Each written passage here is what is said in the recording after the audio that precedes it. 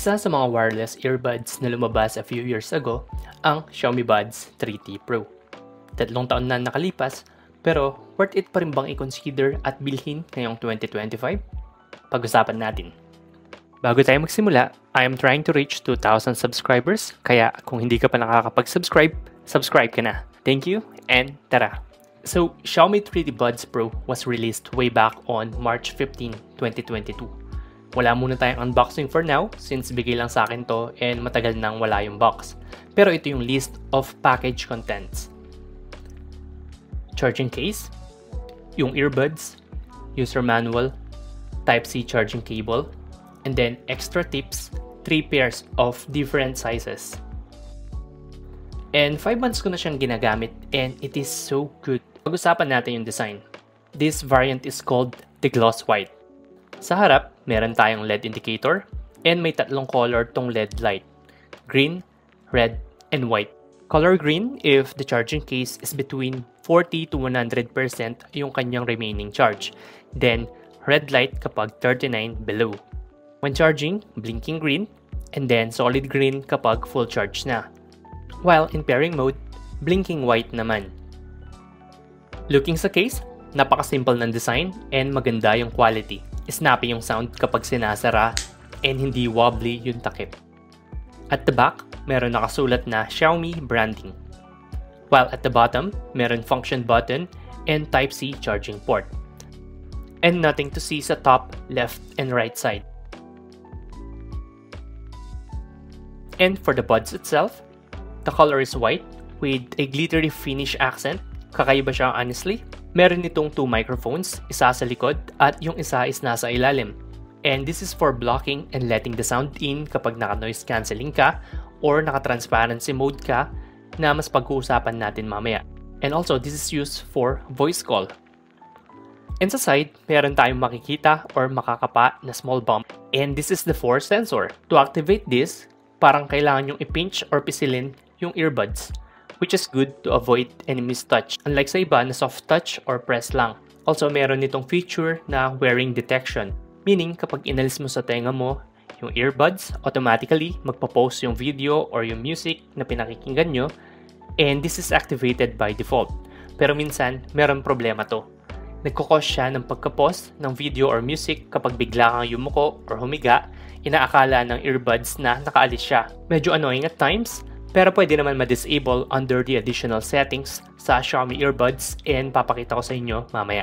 Next, meron siyang built-in metallic mesh. Hindi siya yung typical na mesh sa mga budget earbuds kagaya ng Baseus WM-CR2 na gamit ko before and Soundcore A20i na naaalis yung dikit ng mesh katagalan.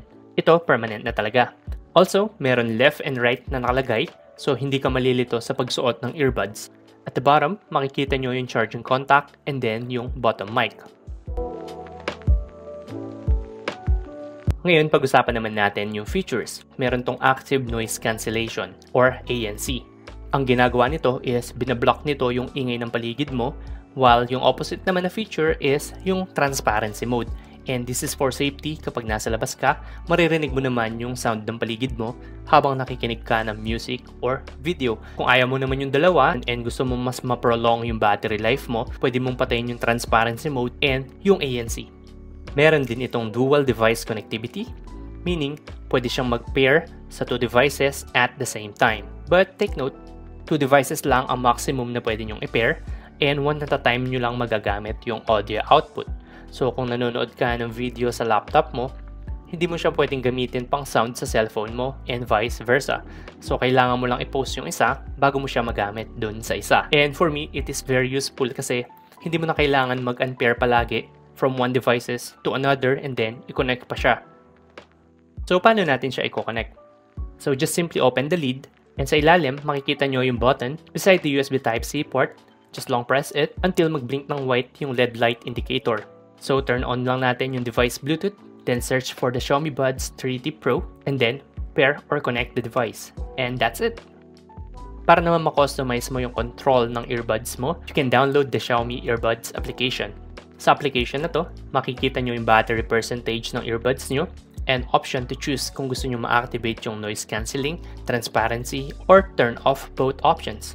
At syempre yung battery life naman. So for the case, meron tayong 470 mAh na capacity while 35 mAh for the earbuds. Charging time ng case is usually around 1 hour, and then yung operating time is up to 5 to 6 hours para sa headphones, and then up to 28 hours total life with the case. This may vary depende sa volume and sa mode na gagamitin mo.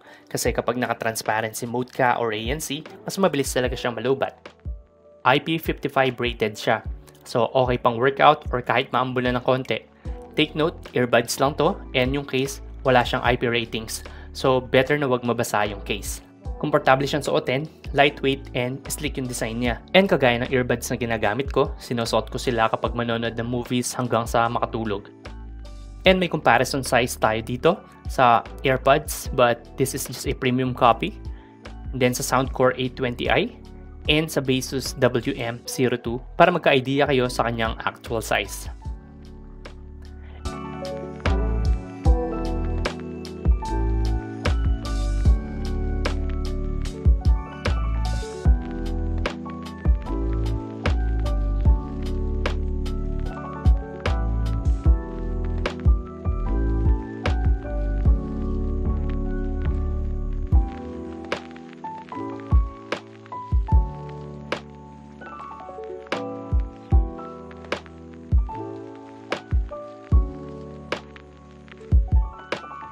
And finally, the last part is its price.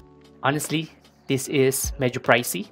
As of filming the video, this is still 6,999 on their website, or let's say 7,000. Pero compared sa Apple earbuds, this is still cheaper by almost 50%, but the quality is not half bad. So ikaw, anong earbuds ang gamit mo ngayon? Comment down below. Ilalagay ko na rin sa link sa description box kung saan safe orderin itong earbuds nito kung interested ka man bumili. That's it for this video. Don't forget to like this video, share, and subscribe. So yun lang. Thank you for watching.